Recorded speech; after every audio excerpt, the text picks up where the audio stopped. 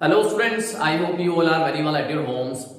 Students, in this video we will discuss some basic terms and some questions of exercise 12.1. आज बात करेंगे कुछ basic terms पर। हालांकि मैंने काफी कुछ आपको प्रीवियस वीडियो में बता दिया था, आज उनको डिफाइन करके लिखा हुआ है मैंने सब। और आज क्वेश्चन भी डिस्कस करेंगे एक्सरसाइज 12.1 के। ठीक है स्टूडेंट्स, प्रीवियस वीडियो में मैंने आपको एक एग्जांपल बताया था कि एग्जांपल हमने डिस्कस किया था जिसमें हमारे पास कुछ बैग थे, कुछ बॉक्सेस थे, और प्रॉब्लम ये थी कि भाई हम कितने बैग खरीदेंगे और कितने बॉक्सेस खरीदेंगे जिससे हमारा प्रॉफिट मैक्सिमाइज हो जाए। ठीक है ना, वो मैक्सिमम के ऊपर मैंने कंडीशन ली हुई थी, मैक्सिमम के ऊपर मैंने एग्जांपल लिया हुआ था। मिनिमाइज पर भी प्रॉब्लम बेस हो सकती है कि चीजों को मिनिमाइज करने की भी जरूरत पड़ती है। ऐसा नहीं कि हर बार मैक्सिमाइज ही करना है, मिनिमाइज की भी जरूरत पड़ जाती है कई बार। फॉर एग्जाम्पल जैसे हम बात करें नंबर ऑफ रिसोर्सेज, जो रिसोर्स हम यूज कर रहे हैं वो कम से कम इस्तेमाल हो, या आप यूं कह लें कि कॉस्ट ऑफ ट्रांसपोर्टेशन, जो ट्रांसपोर्टेशन कॉस्ट होती है वो सब यही चाहते हैं कि कम से कम लगे, मतलब कि मिनिमाइज हो जाए। समझते हैं ना, ट्रांसपोर्टेशन, कॉस्ट ऑफ ट्रांसपोर्टेशन, आने जाने का जो खर्चा होता है, तो सब यही चाहते हैं कि वो कम हो। तो मतलब ये वो प्रॉब्लम्स हैं जिसमें हम मिनिमाइज करना चाहते हैं चीजों को। नंबर ऑफ रिसोर्सेज, जैसा मैंने कहा आपसे, सब ये चाहते हैं कि कम इस्तेमाल करें और ज्यादा अर्निंग हो जाए, तो चीजों को मिनिमाइज भी करने की प्रॉब्लम होती है। तो ऐसा नहीं है कि सिर्फ हमें सिर्फ मैक्सिमाइज ही करना है, वो तो डिपेंड करेगा कि प्रॉब्लम किस टाइप की है। जी हाँ, मैंने जो एग्जांपल डिस्कस किया था वो प्रॉफिट पर बेस्ड था, और सब यही चाहते हैं कि सबका प्रॉफिट जो है वो मैक्सिमाइज हो जाए, तो मैक्सिमाइज की थी। मिनिमाइज पर भी प्रॉब्लम बेस्ड हो सकती है। ठीक है स्टूडेंट्स, तो वो जो प्रॉब्लम थी जो हमने डिस्कस की थी, जिसमें हमें ये प्रॉब्लम आ रही थी कि भाई कितने बैग खरीदने चाहिए और कितने बॉक्स खरीदने चाहिए। तो ऐसी जो प्रॉब्लम्स होती हैं, मैंने आपको वहां भी बोला था, ऐसी प्रॉब्लम्स को हम कहते हैं ऑप्टिमाइजेशन प्रॉब्लम। क्या कहते हैं? ऑप्टिमाइजेशन प्रॉब्लम कहते हैं, जिसमें हमें चीजों को मैक्सिमाइज या मिनिमाइज करना होता है। वही मैंने लिखा हुआ है, देखिए आप ध्यान से। First, optimization problem, a problem which seeks to maximize or minimize a linear function subject to certain constraints as determined a set of linear inequalities is called an optimization problem। ये सब कुछ वही है जो मैंने आपको प्रीवियस लेक्चर के अंदर समझाया था। भाई मैंने आपको वहां ये भी तो बताया था कि मैक्सिमाइज मिनिमाइज तो हो जाएगा, लेकिन कुछ कंडीशंस होती हैं, कुछ रेस्ट्रिक्शंस होती हैं, कुछ कॉन्स्ट्रेंट्स हमारे पास होते हैं, उसके तहत काम किया जाएगा। जैसे मैंने आपको बताया था कि स्टोरेज प्रॉब्लम थी हमारे पास प्रीवियस एग्जांपल में, कि आप 3 ही पीस रख सकते हैं, तो कंडीशन थी वहां पर, कॉन्स्ट्रेंट्स थे, तो उसके तहत हमें मैक्सिमाइज और मिनिमाइज करना होता है। अब मैक्सिमाइज किसको करना है, मिनिमाइज किसको करना है, वो तो डिपेंड करेगा प्रॉब्लम के ऊपर, कि प्रॉफिट पर बेस्ड क्वेश्चन है या किसी और चीज पर बेस्ड है, तो उसके अकॉर्डिंग मैक्सिमाइज और मिनिमाइज किया जाता है। तो चीजों को मैक्सिमाइज और मिनिमाइज करने की ही जो प्रॉब्लम है विथ सर्टेन रेस्ट्रिक्शंस, ऐसी प्रॉब्लम्स को हम कहते हैं ऑप्टिमाइजेशन प्रॉब्लम।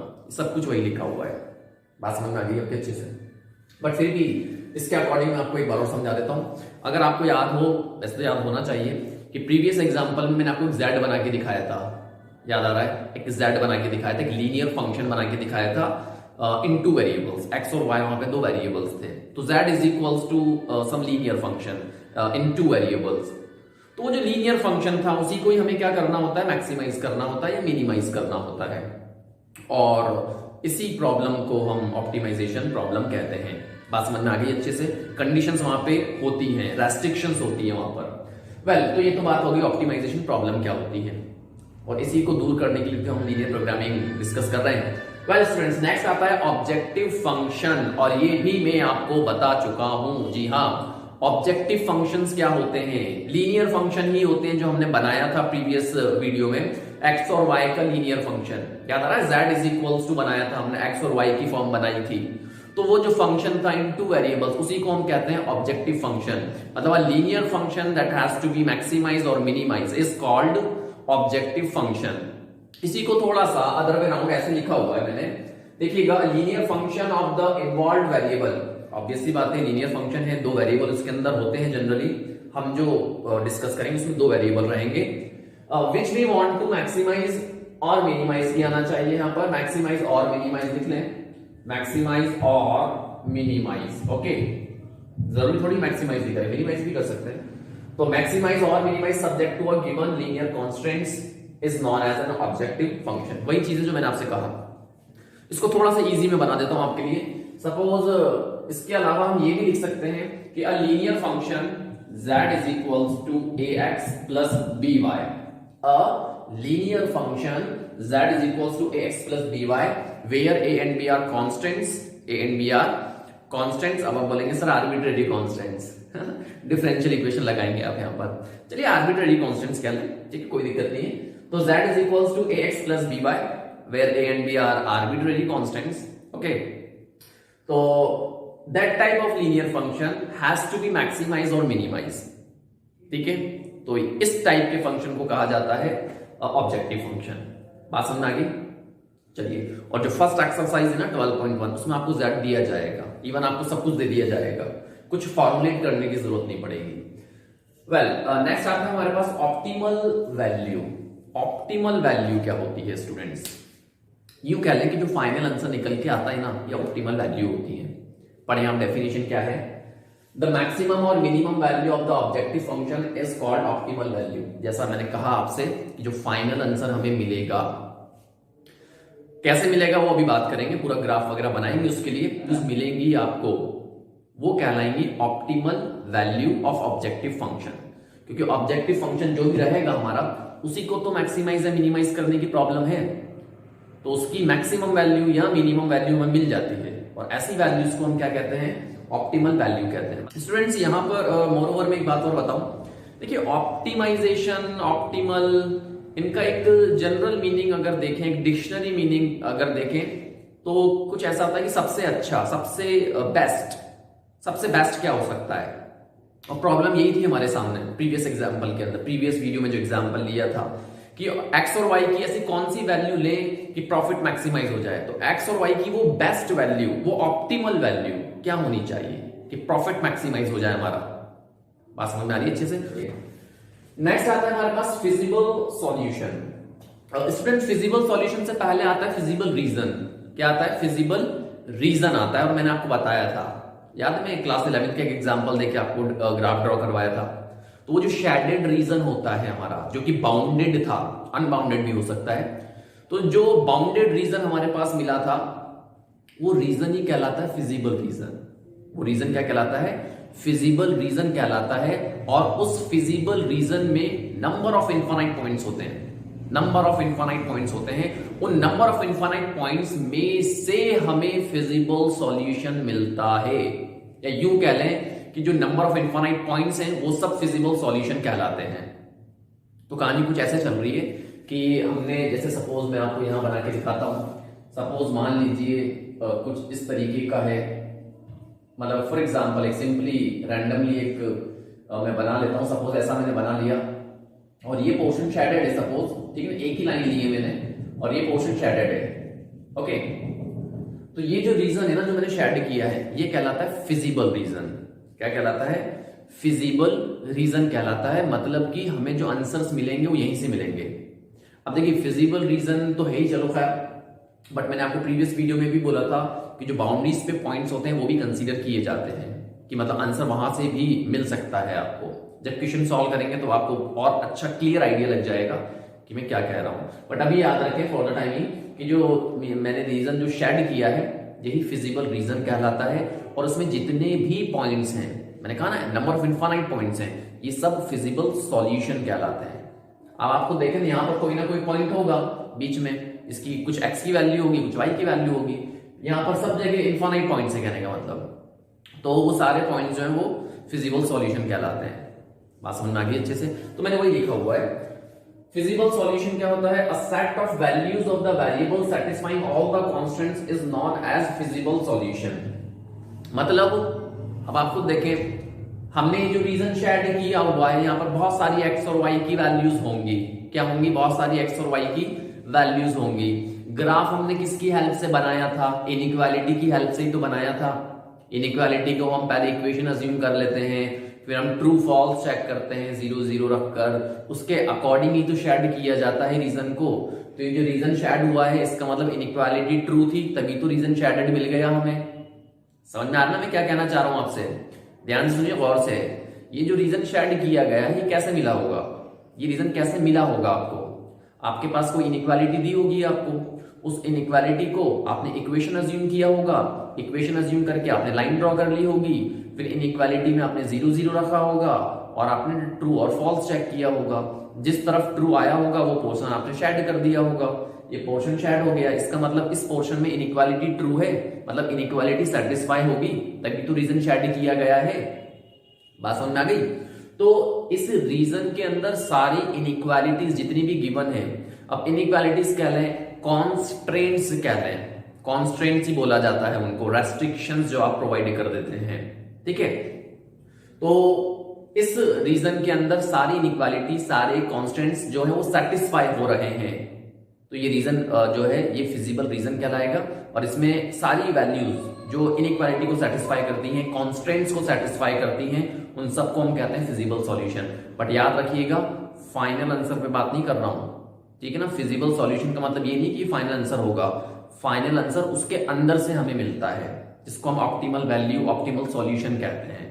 मैंने बताया ना आपको, देखो ऑप्टिमल वैल्यू तो बताया था, फाइनल आंसर जो मिलेगा आपको एक्स और वाई की वो फाइनल वैल्यू, जिसपे ऑब्जेक्टिव फंक्शन मैक्सिमाइज या मिनिमाइज हो जाएगा। तो फिजिबल जो सॉल्यूशन है वो समझ में आया आपके? फिजिबल सॉल्यूशन क्या होता है? फिजिबल रीजन में से ही फिजिबल सॉल्यूशंस मिलते हैं।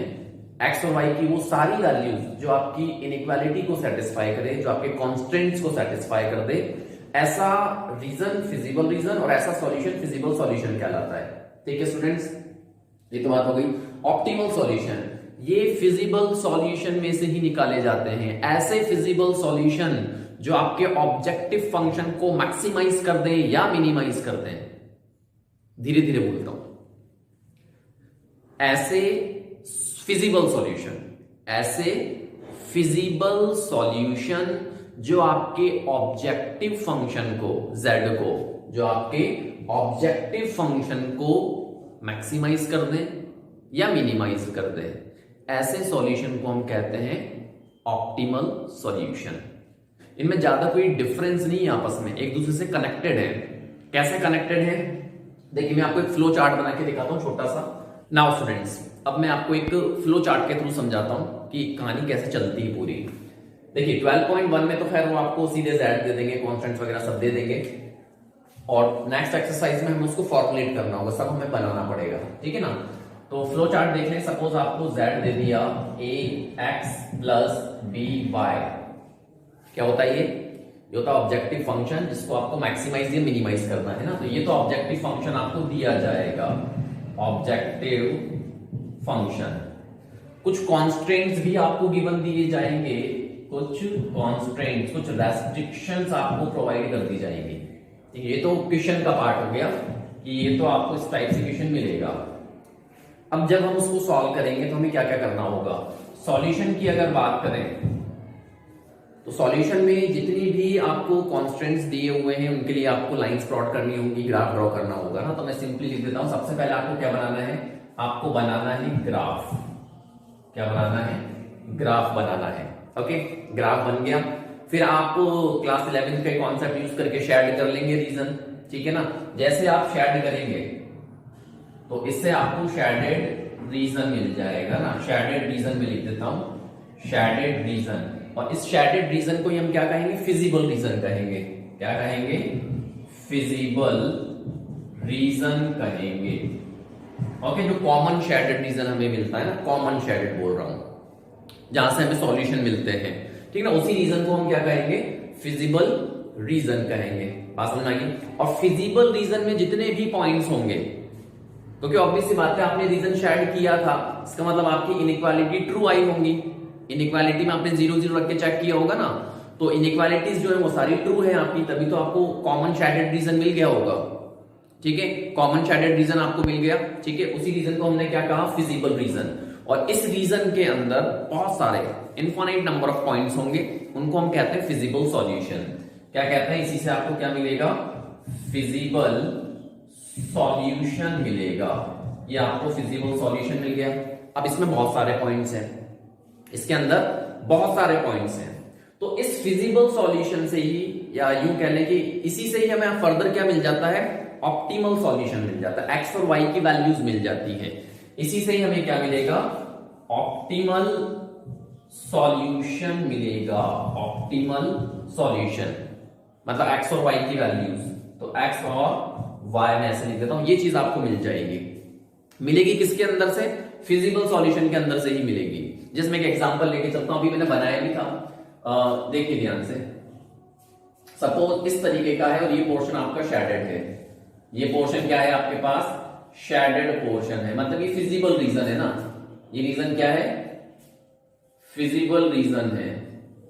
ओके, फिजिबल रीजन है। काफी सारे सॉल्यूशन यहां पर एग्जिस्ट करेंगे, काफी सारे नंबर ऑफ पॉइंट्स यहां पर होंगे रीजन के अंदर, नंबर ऑफ इनफाइनाइट पॉइंट्स होंगे। ओके, तो अब ये जो ऑप्टिमल सॉल्यूशन है वो इसी के अंदर से मिलेगा, इसी के अंदर से मिलेगा। और इसी को अभी मैं थोड़ी देर में एक्सटेंड भी करूंगा अपनी बात को, कि इसके अंदर से तो मिल भी सकता है, बाउंड्रीज पर भी हो सकता है। खैर अभी इस पे बात करूंगा। तो ये जो सॉल्यूशन है आपके पास, ये जो रीजन है, जो फिजिबल सॉल्यूशन है, इसी में से क्या मिलता है?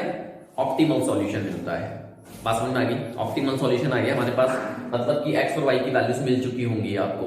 अब हमें यहां से मिलेगा फाइनल आंसर और उसको हम कहेंगे ऑप्टिमल वैल्यू। जी हाँ, अब ये जो z है ना, जो आपको दिया हुआ था ऑब्जेक्टिव फंक्शन, जिसको हमें मैक्सिमाइज या मिनिमाइज करना है, तो ये जो एक्स और वाई की वैल्यूज है ना, ये एक्स और वाई की वैल्यूज उठाकर हम यहाँ पे रखते हैं। कहां रखते हैं? यहां पर उठाकर रखते हैं इनको, एक्स और वाई की वैल्यूज को उठाकर। फिर हमें पता चलता है कि मैक्सिमम वैल्यू क्या है या मिनिमम वैल्यू क्या है। तो वो जो मैक्सिमम और वो जो मिनिमम वैल्यू हमें मिलती है ना, वो कहलाती है ऑप्टिमल वैल्यू। वो वैल्यू क्या कहलाएगी?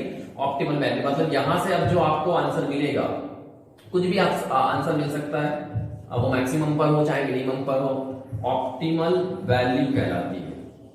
मतलब कि optimal value is nothing but the maximum और minimum value of the objective function, that is called optimal value. वो जो मैक्सिमम वैल्यू मिलेगी और वो जो मिनिमम वैल्यू मिलेगी, वो कहलाएगी ऑप्टिमल वैल्यू। और ये जो एक्स और वाई है, ये कहलाते हैं ऑप्टिमल सॉल्यूशन। ये क्या कहलाते हैं? एक्स और वाई की वैल्यूज ये जो है, ये ऑप्टिमल सॉल्यूशन कहलाते हैं। और इसी की हेल्प से हमें ऑप्टिमल वैल्यू मिलती है। तो ये आपस में कनेक्टेड है एक दूसरे से। समझ, तो इस फ्लो में हमारा क्वेश्चन चलता है। ये सारे काम हमें करने होते हैं, तब जाके हम फाइनल आंसर की तरफ पहुंचते हैं। बात समझ आ गई अच्छे से? तो हम यूं लिख सकते हैं कि at X Y the optimal values जो भी हमें क्वेश्चन में मिलेगी, और वो मैक्सिमम भी मिल सकती है और मिनिमम भी मिल सकती है। अब यहां पर मैं अपनी बात को थोड़ा सा आगे बढ़ा दूं। देखिए भाई, जैसे मैंने रीजन शेड किया, अब यहां पर तो एक्स और वाई की बहुत सारी वैल्यूज हैं। अब हम यहां पर सारी वैल्यूज रखने थोड़ी बैठेंगे कि हाँ ये रख लेते हैं, ये मिला, फिर ये रख लिया तो ऐसा मिला, एक्स और वाई ये रख लिया तो ऐसा कुछ मिल गया। ऐसा तो फिर बहुत ज्यादा टाइम वेस्ट हो जाएगा। बात समझ आ रही है ना? तो यहां पर ये जो रीजन शेड किया हुआ है, इसमें जितने भी पॉइंट्स हैं वो तो कंसीडर किए ही जाते हैं, प्लस जो बाउंड्री पर पॉइंट होते हैं ना, वो भी कंसीडर किए जाते हैं। जी हाँ, मतलब कि जो लाइन है, जो एक्सिस है, उन पे जो पॉइंट लाई करेंगे, उनको भी एज अ सॉल्यूशन कंसीडर किया जाता है। As a solution consider. Okay, optimal value नहीं बोला है, सिर्फ सॉल्यूशन हमें मिल सकते हैं। मतलब कि जैसे ये एक्सिस है हमारे पास, तो इस पे भी तो पॉइंट्स होंगे, लाइन पर भी तो पॉइंट्स होंगे, इन पर भी तो पॉइंट्स होंगे। तो ये जो पॉइंट है ना, इनको भी एज अ सॉल्यूशन कंसीडर किया जाता है। ठीक है, लेकिन ये जरूरी नहीं है कि इन पॉइंट्स पर आपको मैक्सिमम ही मिले या मिनिमम ही मिले। अब यहां पर एक सवाल कि ऐसे तो बहुत सारे पॉइंट हो गए हैं, जैसे मैंने कहा कि हम यहां पर वैल्यू रख रख के थोड़ी देखेंगे इतनी सारी। तो स्टूडेंट्स, उसके लिए हमारे पास एक थ्योरम है। जी हाँ, एक थ्योरम है हमारे पास, और उस थ्योरम के अकॉर्डिंग एनसीईआरटी में थ्योरम है, और इसका जो प्रूफ है वो 12th लेवल में नहीं है, बियॉन्ड द स्कोप है। तो वो थ्योरम ये कहती है कि भाई आप ये सारे पॉइंट चेक मत करो, आप सिर्फ कॉर्नर पॉइंट चेक कर लें। क्या चेक कर लें? Corner point. कॉर्नर पॉइंट मतलब इंटरसेक्शन ऑफ बाउंड्रीज। बाउंड्रीज का जो इंटरसेक्शन है, सिर्फ उस पॉइंट पर आप चेक कर लें। जैसे यहां पर अगर बात करें तो एक कॉर्नर पॉइंट ये मिलेगा, एक कॉर्नर पॉइंट ये मिलेगा, और एक कॉर्नर पॉइंट आपको ये वाला मिलेगा। 3 कॉर्नर पॉइंट मिलेंगे। मतलब इन तीनों की कुछ एक्स और वाई की वैल्यूज होंगी, इसके कुछ कोऑर्डिनेट होंगे, इसके कुछ होंगे, इसके तो खैर 0 0 ही सही, इनके कुछ कोऑर्डिनेट्स होंगे। तो बस जो कॉर्नर पॉइंट है ना, वो आप रख के देख लें कहां पर? अपने ऑब्जेक्टिव फंक्शन पर। जो आपका ऑब्जेक्टिव फंक्शन है उसमें एक्स और वाई की जगह पर सारे पॉइंट रखने की जरूरत नहीं है, सिर्फ कौन से पॉइंट रख लें आप? कॉर्नर पॉइंट रख लें। फिर उसमें आप देख लें कि मैक्सिमम क्या मिल रहा है और मिनिमम क्या मिल रहा है। बात समझ आ रही है? मतलब ये ऑलरेडी प्रूव्ड है कि हाँ भाई, जो मैक्सिमम है या जो मिनिमम है वो अटेन होता है कॉर्नर पॉइंट्स पर। ये उस थ्योरम के अकॉर्डिंग बता रहा हूं, ये थ्योरम वही कहती है। थ्योरम यही है कि भाई अगर कोई लीनियर ऑब्जेक्टिव फंक्शन है आपके पास that is equals to ax plus B Y, कोई लीनियर ऑब्जेक्टिव फंक्शन है तो इसमें मैक्सिमम और मिनिमम वैल्यू कहां मिलती है, कॉर्नर पॉइंट्स पे मिलती है। ये उस थ्योरम का कहना है। देखिएगा एनसीईआरटी में थ्योरम 1 करके लिखा हुआ, शायद मिल जाएगा आपको।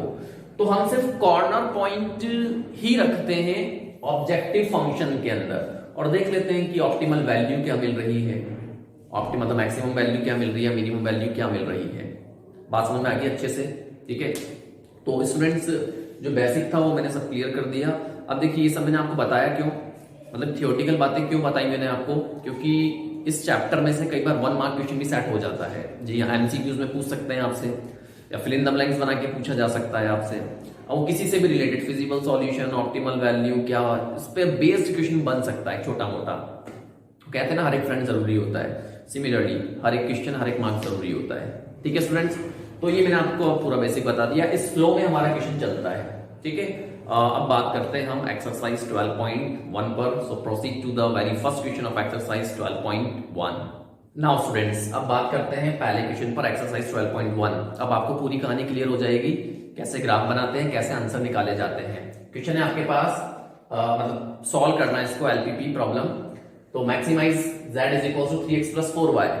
अब अगर मैं आपसे पूछूं बताओ ये क्या है, तो मुझे आंसर मिल जाना चाहिए। ये z इज इक्वल टू ये क्या है, ये है ऑब्जेक्टिव फंक्शन। समझ में आ गई बात, ये क्या है ऑब्जेक्टिव फंक्शन, और इसी को मैक्सिमाइज करना है हमें ना।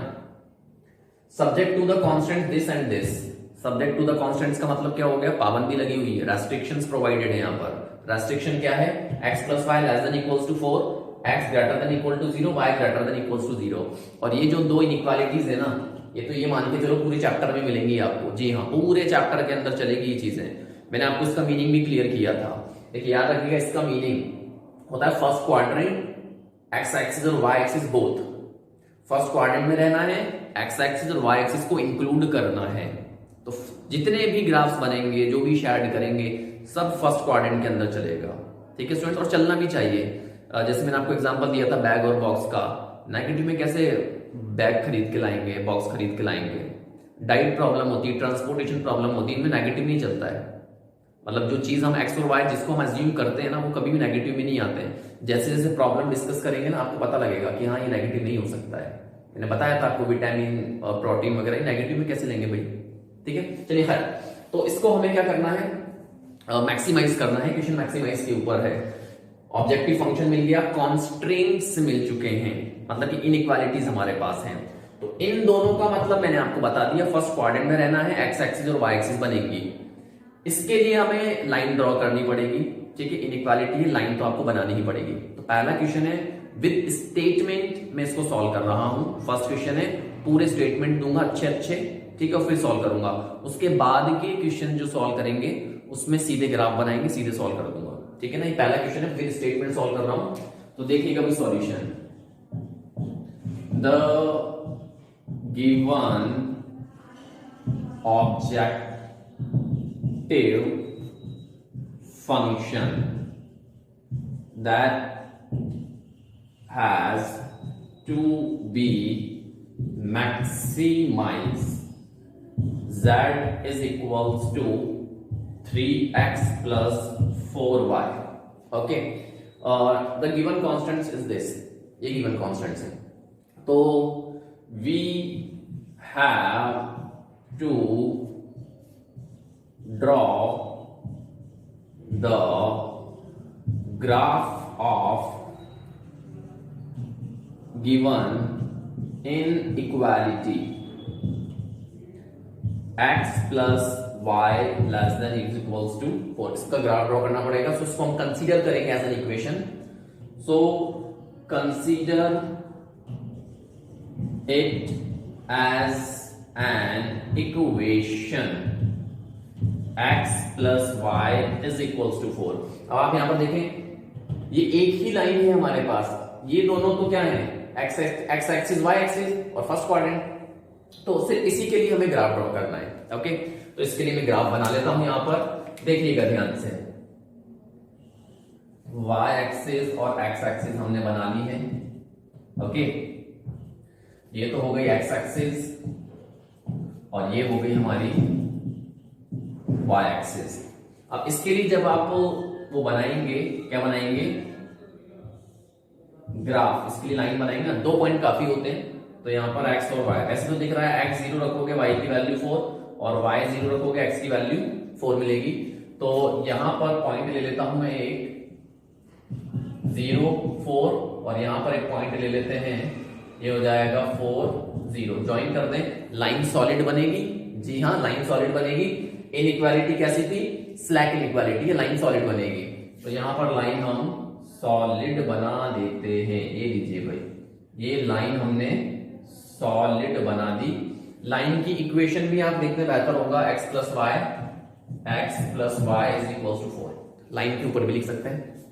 नेक्स्ट हमें रीजन शेड करना है और रीजन शेड करने के लिए हमें 0 0 पॉइंट कंसीडर करते हैं। अब देखिए यहां पर भी बहुत अच्छी चीज मैं आपको बताऊं, हालांकि 11th में आपने सुना होगा, जरूरी नहीं होता 0 0 ही रख के आप चेक करें कि ट्रू है या फॉल्स है।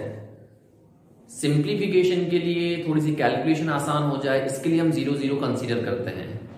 जी हाँ, क्या कंसीडर करते हैं, इनइक्वालिटी में 0 0 रख के हम चेक कर लेते हैं कि ट्रू आ रहा है या फॉल्स आ रहा है। अदरवाइज आप कोई सा भी पॉइंट रख सकते हैं, फिर उसके अकॉर्डिंग आपको ट्रू एंड फॉल्स चेक करना होता है, ठीक है। बट 0 0 से कैलकुलेशन बहुत फास्ट हो जाती है हमारी। तो सबसे पहले शेड तो हो ही गया, मतलब ग्राफ तो बन ही गया। अब शेड करने के लिए हमें ट्रू और फॉल्स चेक करना होगा, किसका, इनइक्वालिटी का चेक करना होगा। ओके, तो नेक्स्ट लाइन यहां लिख देता हूं, to shed the reason we have to put 0 0 in the given inequality। रखें 0 0 इनइक्वालिटी के अंदर रखना है, तो रख के देखें। तो 0 plus 0 less than equals to 4, less than equals to 4, तो 0 less than equals to 4 which is true. 0 छोटा ही होता है 4 से। ओके, तो ये हमें क्या मिला, ट्रू मिला। तो कहां शेड करोगे, towards the origin, shade towards the origin. कहां पे शेड करना है, टूवर्ड्स द ओरिजिन, ओरिजिन की तरफ आपको शेड करना है। अब आप यहां पर देखें गौर से कि ये जो दोनों कॉन्स्टेंट्स हैं, ये हमें बताते हैं कि सिर्फ फर्स्ट क्वाड्रेंट में शेड करना है, तो मैं सिर्फ फर्स्ट क्वाड्रेंट वाला ही पोर्शन शेड कर रहा हूं। देखिएगा ध्यान से, ये हमने फर्स्ट पोर्शन का, मतलब फर्स्ट क्वाड्रेंट का पोर्शन शेड कर लिया।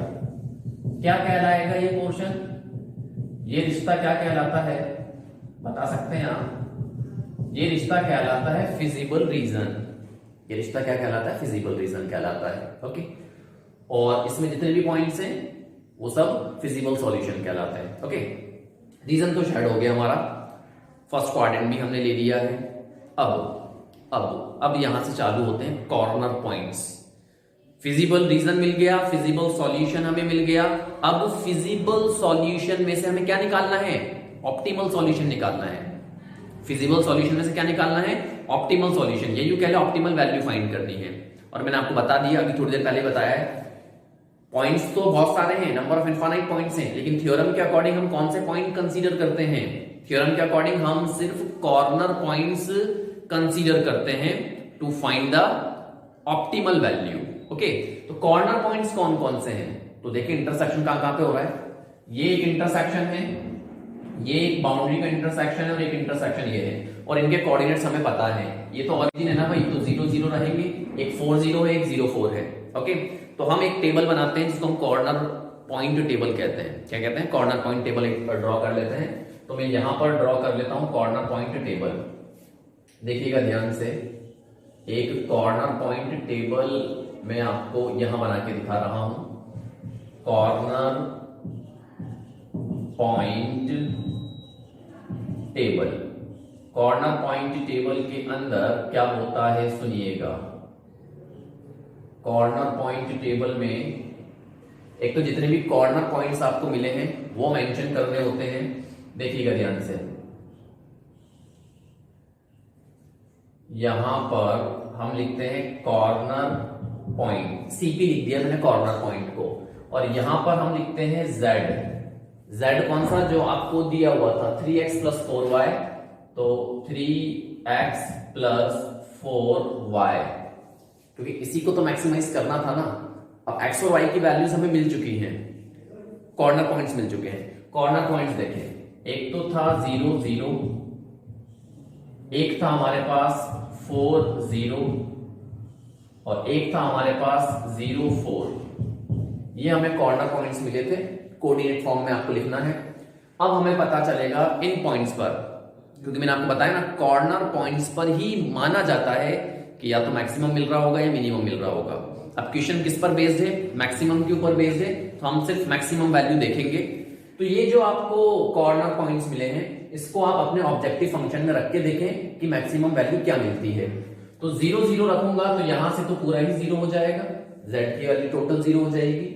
4 और 0 रखते हैं, तो यहां पर जब आप 4 रखेंगे तो 4 3 12 मिलेगा, तो यहाँ 4 3 12, यहाँ 0 रखोगे तो वो 0 ही हो जाएगा, 4 3 12।